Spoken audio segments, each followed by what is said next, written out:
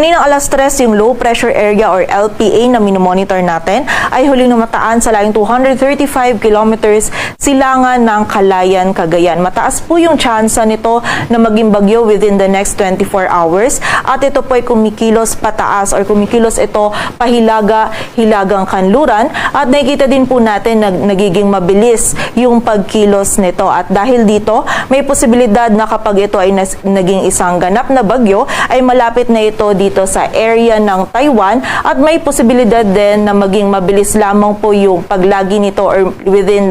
less than 48 hours ay malusaw na po ito. Ngunit sa kabila nito, either as LPA or as a bagyo, ngayong araw ay in-expect po natin is magdudulot na ito ng mga pag-ulan dito sa bahagi ng extreme northern Luzon. Samantala, may kita naman din natin dito sa ating satellite animation na halos yung buong bahagi pa rin ng ating bansa ay nababalot ng mga kaulapan. Ito po mga kaulapan nito ay dulot ng southwest monsoon o habagat na patuloy pa rin magdudulot ng mga pag-ulan dito sa malaking bahagi ng Luzon at Visayas, maging dito din sa kanlurang bahagi ng Mindanao. So ito po mga pag-ulan nito ay posible pa rin hanggang sa mga malalakas na pag-ulan yung ating maranasan, lalong-lalo na dito sa may western section ng Luzon. Kaya paalala po para sa ating mga kababayan,